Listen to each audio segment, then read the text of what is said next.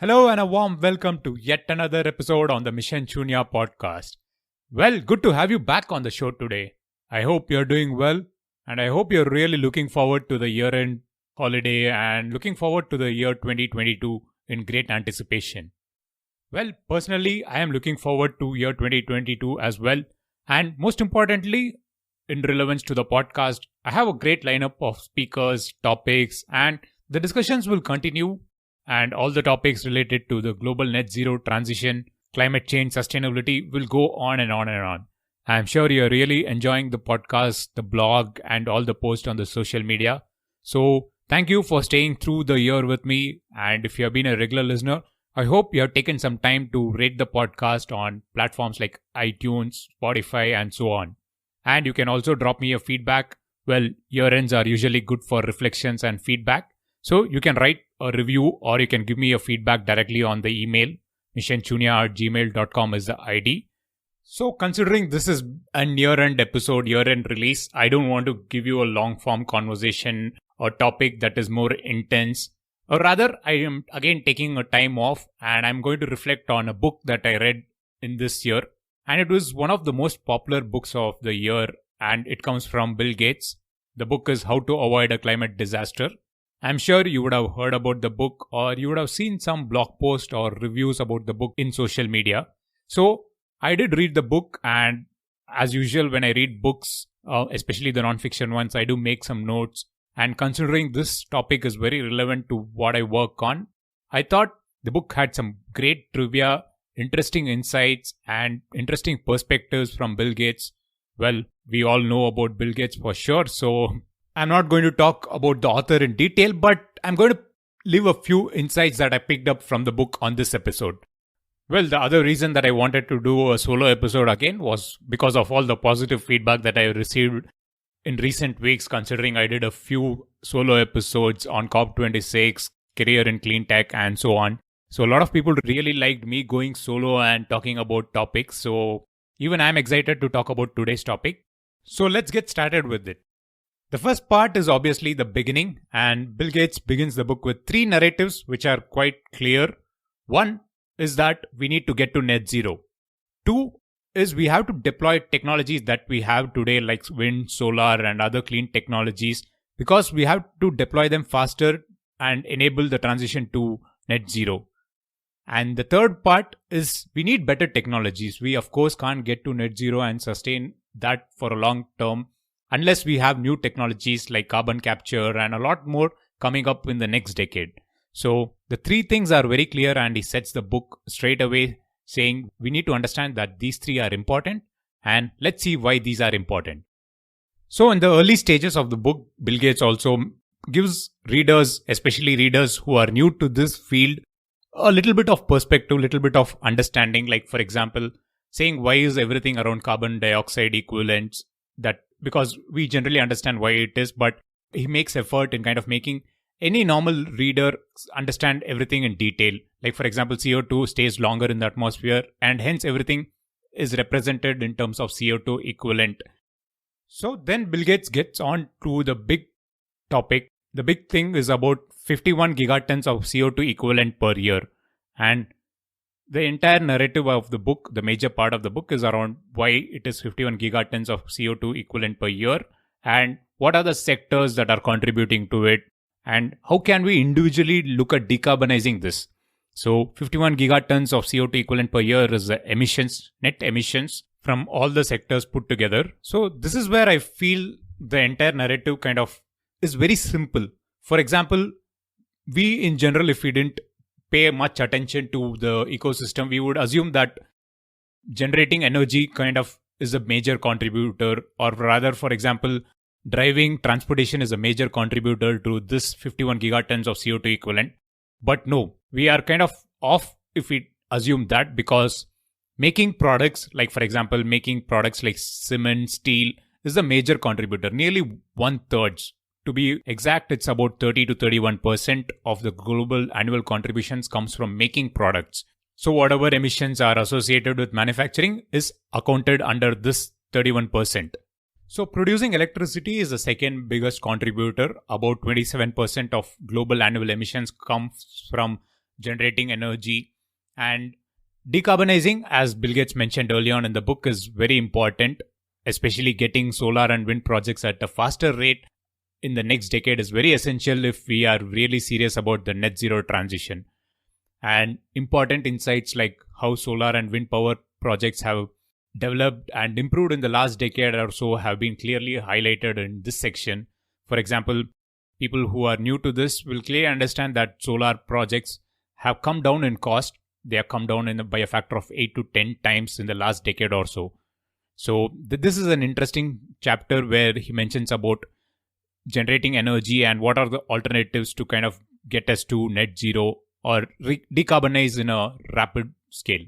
So the next big sector is producing food, growing food. That accounts for about 19% of the global annual emissions. By means of growing food, it involves both agriculture, dairy, cattle, and everything. So that accounts for about 19% of the global annual emissions. And interestingly, transportation comes fourth, accounting for about 16% of the net emissions annually. And finally, keeping us warm and cool accounts for about 7% of the global annual emissions. So when Bill Gates mentions about all these and he tallies up to 51 gigatons of CO2 equivalent per year, he brings about a good narrative about green premiums. So green premiums are the cost differential between the current solution that we have that emits CO2 and its alternative that doesn't. So in every chapter, he kind of goes in depth and understands the current technologies that are available to decarbonize the sector and puts an estimate in terms of price that is involved in kind of getting that alternative, and then makes a forecast, like saying if we put in money for R&D, what is the expectation that we can have? Like for example, if we get all the electric vehicles on road and replace all the gasoline vehicles, so what is the net impact that it could have and what is the premium? So interestingly, when we talk about electric vehicles, the reason that there is more emphasis on this is because the green premiums are very less and it is declining year on year. The same goes with renewable energy, wind and solar projects. The green premiums are little less. On the contrary, new and emerging technologies like carbon capture and storage, which you would have heard in a few earlier episodes, we have spoken about it in detail. The green premiums or the price of the technology today is more, and that is the reason it takes longer to market and longer time to scale and reach a big market penetration. So when the narrative shifts towards green premiums for different sectors, currently it's about like, for example, 10 to 15% for green premiums for plastics. For steel, it's about 15 to 30%. And for cement, it's nearly 75 to 100%. So decarbonizing cement production cost almost double of the alternative that we have today. So this is an interesting point that he brings to the book and the narrative so that it gives us a clear picture of where we are headed.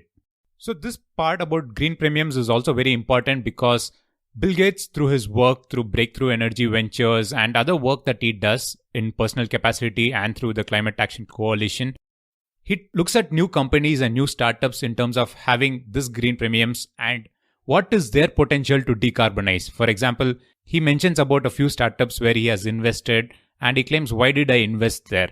Because the potential to decarbonize is significant for this technology or the particular sector that they are targeting. So that is the reason I invested in these companies. And so that story is a personal touch and that really brings a different dimension to the book and the narrative.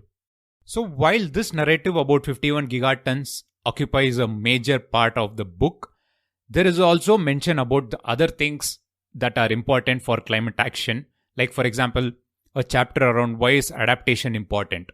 Because it reduces the risk of climate change and it also helps us in general prepare and respond to emergencies that are happening around the world. And it is also very important for countries and governments to look at adaptation in a big way because we have to ensure that the global prosperity that we are seeing in the last few decades across the planet is sustained. We don't want to have something like climate change affect the prosperity of people, and we have to ensure that everyone has a good chance of survival and prosperity together. So he does mention about adaptation and talks about it in very detail, which is also very interesting. And for a person who is known for his prowess in the technology front, he does mention that policy is also as important, or rather even more important in today's context when it comes to having innovations. So innovations need not be only on the technology front, but also policy innovations have to come up, and it has to come up in a big way from government officials and all stakeholders involved. So why does he lay an emphasis on that? Because only government support can bridge the R&D gap, and rightly so, he cites about the success that ARPA-E program in US has had on technology front, especially on sectors like solar, EV and so on. So that is important, while at the same time, generating finance, climate finance can also be accomplished by having something like prices on carbon, clean energy standards and clean fuel standards. So policy across all this dimension is as important as the innovation that's happening in the technology front. So for a book that aims to reach a wider audience, it was very important for Bill Gates to kind of mention about this topic, the topic of what can we as a common citizen do. So what can we do? So that is an interesting chapter towards the end, and it is very concise, very clear. Like for example, as a citizen, he does emphasize that we also should look at running for office and being actively involved in politics or any government organization, so that there is a better communication channel between what is happening on ground and what is ideally required. So that is also something that he encourages. Well, most of us will be a rather passive consumer. So even in that case, there are a lot of things that we can do according to Bill Gates. Like for example, while we procure electricity, we can opt for renewable electricity by paying a premium, so that the green premium that is in the market today for renewable energy can be offset by consumers like us when we opt to pay for a higher price for that. Or we can also buy something like an electric vehicle, or reduce emissions wherever we can, like having electric heat pumps rather than gas boilers and so on. And most importantly, he also mentioned something like plant-based burger meat alternatives. Again, this is some topic that is of interest to me, and I have done a couple of episodes in the podcast over the last couple of years. So do check the archives and the playlist. There are a couple of good companies that I have featured in this space. The last part is also about how we as an employer or an employee in an organization can have an impact. Like for example, even in a case where we don't have a universal price on carbon, we can have something like an internal carbon taxes is what he's suggesting. And we can also be actively involved in government policy making.